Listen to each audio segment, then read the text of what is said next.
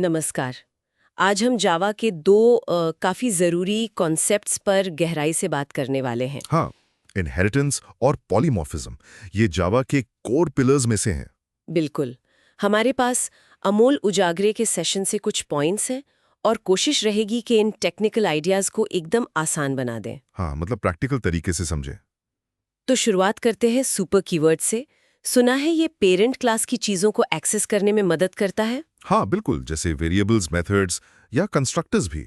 और फिर हम देखेंगे पॉलीमॉर्फिज्म, जिसका मतलब है एक नाम कई रूप।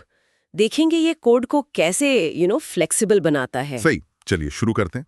तो ये सुपर कीवर्ड, जैसे सुपर डॉट सैलरी का उदाहरण था सेशन में, ये पेरेंट क्लास के वेरिएबल को एक्सेस कर रहा था, है ना? हाँ, खासकर तब जब चाइल्ड क्लास में भी उसी नाम का वेरिएबल हो, हाँ। तब फर्क करना जरूरी हो जाता है। अच्छा। और ये दिस से अलग है। दिस मतलब करंट ऑब्जेक्ट या करंट क्लास के मेंबर। सुपर मतलब इमीडिएट पेरेंट क्लास के मेंबर। ओके, तो कंफ्यूजन हटाने के लिए। एग्जैक्टली। और एक और बात, जब चाइल्ड क्लास का ऑब्जेक्ट बनता है ना, तो पेरेंट क्लास का कंस्ट्रक्टर अपने आप कॉल होता है। हाँ, वो डिफॉल्ट वाला। हाँ, लेकिन अगर पेरेंट में कई कंस्ट्रक्टर हैं, तो आप सुपर लिखकर पैरेंथेसिस में आर्ग्यूमेंट्स देकर स्पेसिफिक वाला भी कॉल कर सकते हैं। अच्छा, ये कंट्रोल भी है हमारे पास। ठीक है। बिल्कुल। अब आते हैं पॉलीमॉर्फिज्म पर। नाम थोड़ा भारी है। हाँ, पर कॉन्सेप्ट मजेदार है। पॉली मतलब मैनी, मॉर्फ मतलब फॉर्म्स, एक चीज के कई रूप। जावा में इसके दो टाइप्स बताए गए थे, कंपाइल टाइम और रन टाइम। हाँ, कंपाइल टाइम मतलब मेथड ओवरलोडिंग और रन टाइम मतलब मेथड ओवरराइडिंग। ओवरलोडिंग पहले देखते हैं। इसमें एक ही क्लास में सेम नाम के कई मेथड होते हैं। हाँ, बस उनके पैरामीटर्स अलग होते हैं।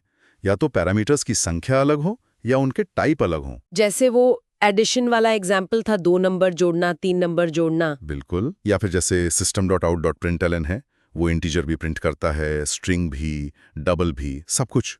ये ओवरलोडिंग का क्लासिक केस है। हाँ, ये तो रोज इस्तेमाल करते हैं। इससे यूज करना आसान हो जाता है। सही कहा। अब दूसरा है मेथड ओवरराइडिंग। ये रन टाइम वाला है। हाँ, ये इनहेरिटेंस के साथ आता है। जब चाइल्ड क्लास पेरेंट से मिले किसी मेथड को उसी नाम और उन्हीं पैरामीटर्स के साथ दोबारा डिफाइन करती है, अपना खुद का इम्प्लीमेंटेशन देती है। मतलब पेरेंट की दी हुई चीज को अपने हिसाब से बदल लेना। हाँ, एक तरह से। जैसे सोचिए, हर टीवी ब्रांड का रिमोट अलग होता है, पर सब पर पावर बटन होता है। बटन का नाम और काम ऑन ऑफ करना सेम है, पर शायद अंदर का सर्किट अलग हो। अच्छा उदाहरण है। या जैसे बैंक, मान लीजिए एक बैंक क्लास है जिसमें कैलकुलेट इंटरेस्ट मेथड है। अब एसबीआई, एचडीएफसी, आईसीआईसीआई ये सब बैंक को इनहेरिट करती हैं, पर इंटरेस्ट कैलकुलेट करने का अपना अपना तरीका, अपना लॉजिक अपने कैलकुलेट इंटरेस्ट मेथड में लिखती हैं।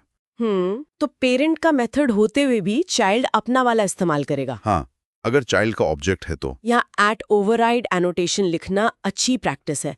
कंपाइलर को और दूसरे डेवलपर को पता चलता है कि ये मेथड जानबूझकर ओवरराइड किया गया है। लेकिन इससे कोड थोड़ा कॉम्प्लेक्स नहीं हो जाता? मतलब एक ही नाम का मेथड अलग अलग जगह अलग काम कर रहा है। हम सवाल तो सही है, थोड़ी कॉम्प्लेक्सिटी बढ़ सकती है समझने में शुरू में, लेकिन इसका फायदा सोचिए, फ्लेक्सिबिलिटी कितनी बढ़ जाती है। कैसे? कल को अगर एसबीआई को अपना इंटरेस्ट कैलकुलेशन बदलना है, तो वो सिर्फ अपनी एसबीआई क्लास में बदलाव करेगा।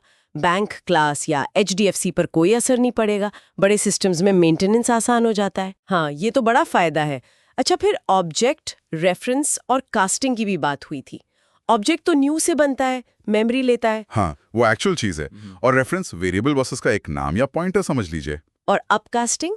अपकास्टिंग मतलब चाइल्ड क्लास के ऑब्जेक्ट को पेरेंट क्लास के रेफरेंस वेरिएबल में असाइन करना। जैसे web driver driver equals to new Chrome driver.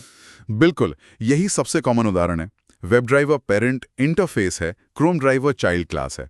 ये अपकास्टिंग है। और इसका फायदा? इसका फायदा रन टाइम पॉलीमॉर्फिज्म में है।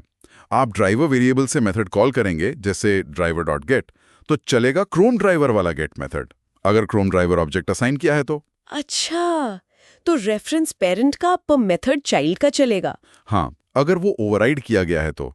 ये जावा में ऑटोमेटिक होता है। ये बेसिकली टाइपकास्टिंग का ही एक स्पेशल केस है। ये सिलेनियम वाला उदाहरण तो सच में पावरफुल है। बहुत ज्यादा। आप सोचिए, बस एक लाइन चेंज करके न्यू क्रोम ड्राइवर की जगह न्यू फायरफॉक्स ड्राइवर, आप अपना पूरा ऑटोमेशन स्क्रिप्ट फायरफॉक्स पर चला सकते हैं। बाकी कोड बिल्कुल सेम रहता है। कमाल है। ये दिखाता है कि ये कॉन्सेप्ट सिर्फ थ्योरी नहीं है, रियल वर्ल्ड में कितने काम के हैं। हाँ, और इन्हें सीखने के तरीके पर भी सेशन में बात हुई थी। हाँ, वो पराठे बनाने वाला या नया शहर देखने वाला एनालॉजी था। एग्जैक्टली मतलब सब कुछ एक बार में समझने की कोशिश मत करो।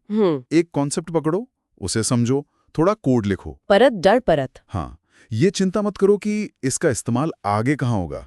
जब जरूरत पड़ेगी और आप कोड देखोगे तो कनेक्शन अपने आप बनने लगेंगे।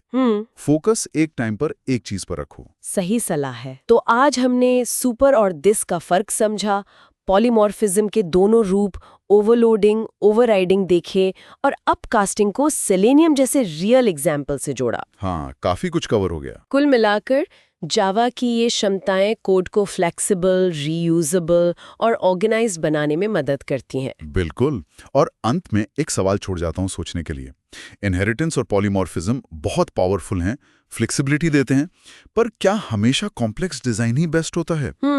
क्या कभी-कभी सिंपल रखना ज्यादा बेहतर नहीं होता? कब कौन सा टूल इस्तेमाल करना है, ये सोचना भी उतना ही जरूरी है। ये वाकई सोचने वाली बात है। कब सादगी बेहतर है? चलिए इस विचार के साथ आज की चर्चा समाप्त करते हैं। ठीक है।